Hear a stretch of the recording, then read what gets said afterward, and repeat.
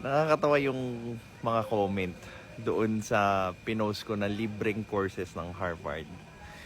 Again, doon mo makikita na pag nagbigay ka ng isang possible solution doon sa isang problema, imbis na umalam yung Pilipino doon sa ganong klaseng solusyon, maglalatag sila ng mga limitasyon na meron sila na imbes na alam nilang limitado sila doon, pero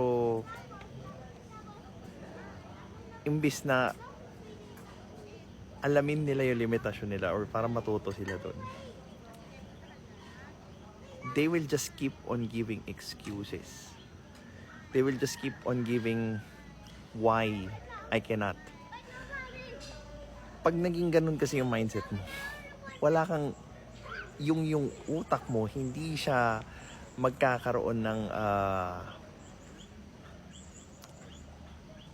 passive and active way para makakita or humanap ng solusyon. And alam mo yun, panghina, but I understand bakit naging ganun yung mga Pilipino. Pero yung solusyon kasi doon is brutal honesty or brutal awareness na ganun tayong mga Pilipino. Doon mag-uumpisa yun.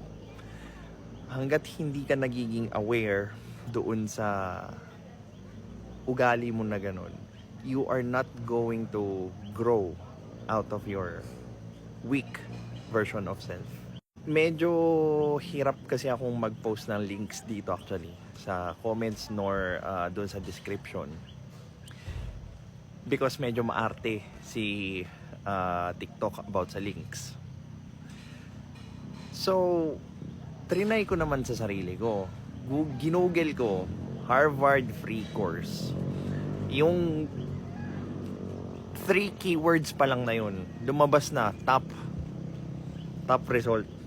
So, alam mo yun, di ba? Parang sa age ng technology ngayon, yung means natin to know more is very accessible, and yet, bakit yung effort na alamin mo yung mga bagay-bagay, yun yung unti-unting nawawala or naapektuhan ng pagiging convenient ng pagkuha ng knowledge, lalo na sa internet age ngayon.